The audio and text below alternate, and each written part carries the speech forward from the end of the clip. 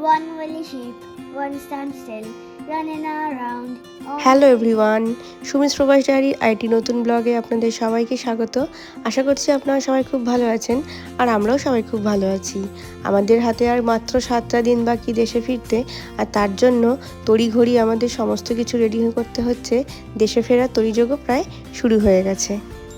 One woolly sheep, one stand still, running around on the hill, keeping all the shepherds busy, working till they feel quite dizzy.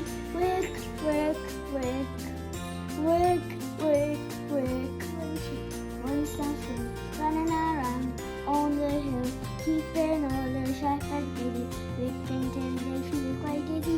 Work, work, work, work, work, work.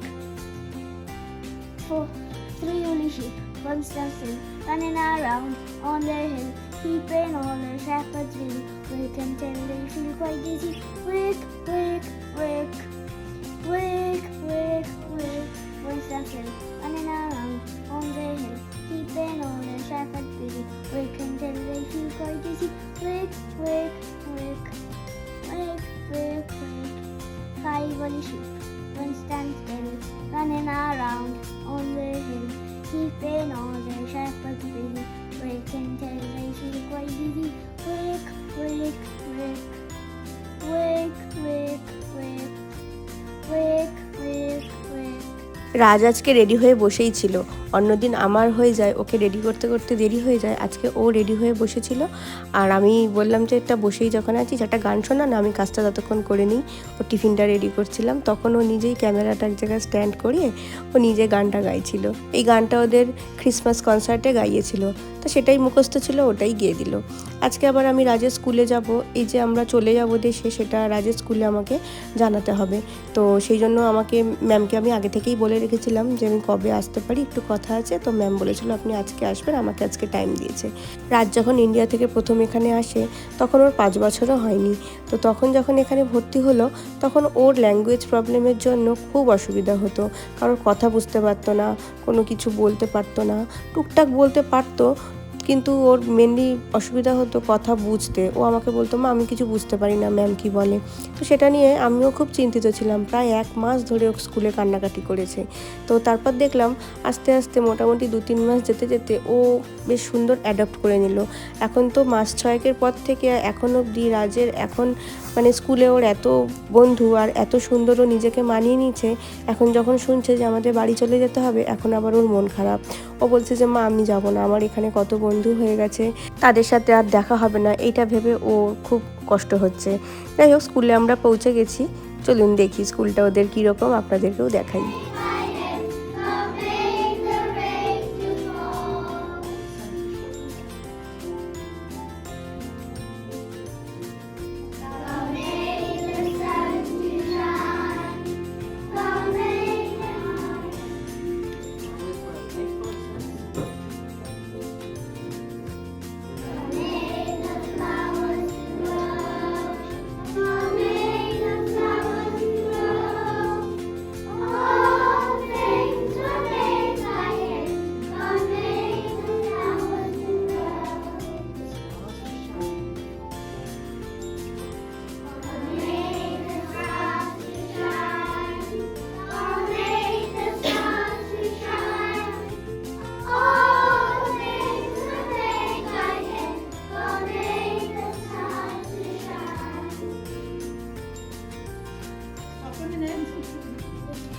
Again, and the response is, give thanks to the Lord for He is good. Give thanks to the Lord for He is good.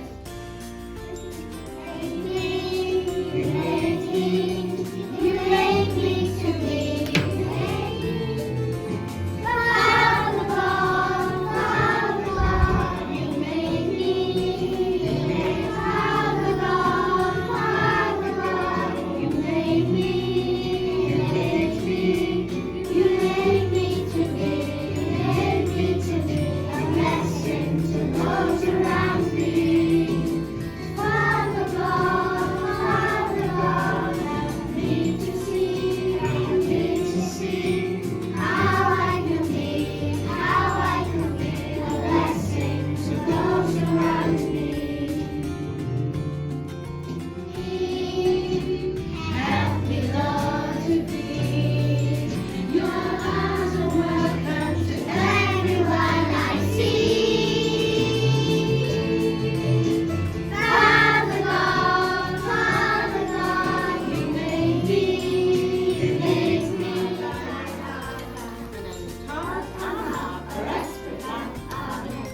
one song we used to sing because we had a birthday boy in the house. Birthday boy, Stefan.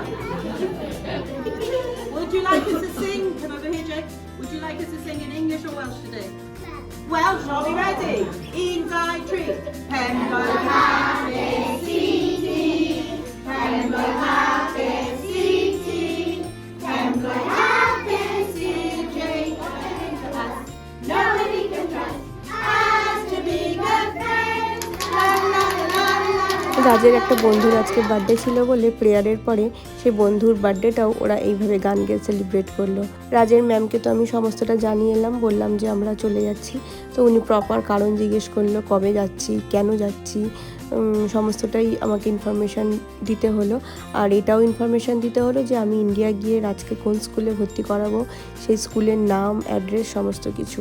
মানে ওরা আমাকে এটাও বললো যে আমরা কিন্তু চাইলে ওই স্কুলে আমরা ফোন করেও আমরা খবর নিতে পারি যে রাজ ওখানে ঠিকঠাক পড়াশোনা করছে কি না।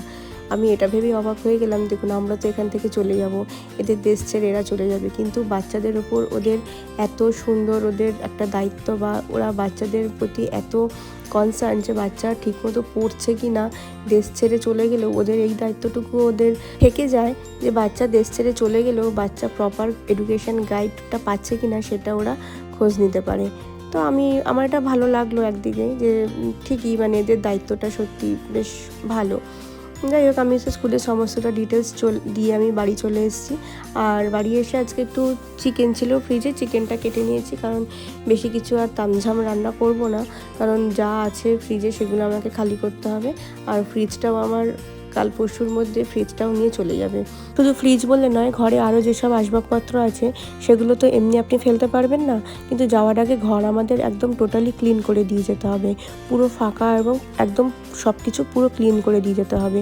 তো সেই জন্য রাজের বাবা করেছে কি, কাউন্সিলে একটা ডেট বুক করেছে, যেই ডেটে ওরা আমাদের জিনিসগুলো আমরা বাইরে রেখে দেবো, আর কাউন্সিল থেকে গাড়ি এসে সেই জিনিসগুলো নিয়ে চলে যাবে। মানে ওই 26-27 পাউন্ডে এরকম 5-6টা জিনিস এরকমভাবে একটা ওদের কাউন্টিং থাকে, সেগুলো নিয়ে ওরা চলে যায়। তো এরকম 2 দিন ছিল, আমাদের 2 দিনে কিছু কিছু জিনিস আমরা এরকমভাবে বাইরে রেখে দিলে ওরা নিয়ে চলে যাবে। তো এটা একটা খুব চাপের ব্যাপার, কারণ এখানে এত জিনিস মানে হয়ে যায়, সংসার করতে গেলে তো আর সংসারের জিনিস কমে না।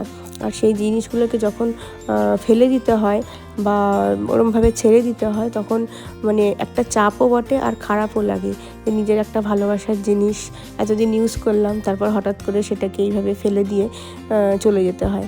যাই হোক, কিছু তো করার নেই, যে দেশের যেরকম নিয়ম, আমাদের দেশে একরকম নিয়ম, এই দেশে আর একরকম নিয়ম। মানে জিনিসটা ফেলে দিতে হবে, সেটাও আমাকে টাকা দিয়ে ফেলতে হবে, মানে এমনি ফেলার কোনো অপশান নেই। যাই হোক, রাজকে আমি তো স্কুল থেকে নিয়ে চলে এসেছি, রাজের বাবাও বাড়ি চলে এসছে। আর রাজের বাবা বললো একটু আমাকে টিফিন কিছু করে দাও, তারপর চলো গিয়ে লাগেজ একটু গুছিয়ে নিই। আমিও ভাবলাম যে আর দেরি করে লাভ নেই, কারণ যত দেরি করব আমার মাথায় টেনশন বেড়ে যাচ্ছে, কোন জিনিসটা ফেলবো আর কোন জিনিসটা রাখবো সেটা আমার আলাদা করতেই যেন মনে হচ্ছে, মানে আমি কিছু বুঝতে পারছি না আমি কী করব। ঘরে একটু মাখনা ছিল, তো ওটাই আজকে জলখাবারে বানিয়ে দিলাম। আর এইভাবে খেতে তো বেশ ভালোই লাগে, একটু পেঁয়াজ, ক্যাপসিকাম, টমেটো, শসা, বাদাম টাদাম দিয়ে, চাট মশলা দিয়ে, একটু লেবুর রস দিয়ে। চলুন এবার রাজের বাবাকে এটা ঝালমুড়ি খেতে থাকুক, আর আমি রাজকে নিয়ে ওপরে এসেছি। দেখা যাক কতটা সবে শুরু করেছি, কতটা করে উঠতে পারি। সেগ্রিগেট করতে হবে, কোনটা ফেলবো, কোনটা গোছাবো, কোনটা কী করব। তো সংসার গোছানো সত্যি মানে মানে গিফটও আছে অনেকের, যাচ্ছি বাড়িতে সবার জন্য কিছু গিফটও নিতে হয়েছে, প্লাস নিজের জিনিস আছে, তো সব মিলিয়ে একটা মানে চ্যালেঞ্জিং ব্যাপার হয়ে দাঁড়িয়েছে আমার কাছে। ঘরের একটা কোণ কীভাবে খালি হয়ে যাচ্ছে, সাজিয়েছিলাম নিজের মনের মতো করে, তো সেই জায়গাগুলো এখন ফাঁকা হয়ে যাচ্ছে, কেমন একটা লাগছে। তো এটাই বাস্তব মানুষের জীবনে, যখন যেরকম পরিস্থিতি আসে তখন সেইভাবেই মানুষকে মানিয়ে নিতে হয়, কিছু করার নেই। তাহলে চলুন আমি গোছাতে থাকি লাগেজ, আর ব্লগটা এবার এখানে শেষ করছি। কেমন লাগলো আজকের ছোট্ট ব্লগটা অবশ্যই জানাবেন, যদি ভালো লাগে একটা লাইক করে দেবেন। দেখা হচ্ছে খুব তাড়াতাড়ি নেক্সট আরেকটি ব্লগে, ততক্ষণ সবাই ভালো থাকবেন, সুস্থ থাকবেন, আর সবাইকে খুব ভালো রাখবেন। আজকে তাহলে আসি, সবাইকে টাটা।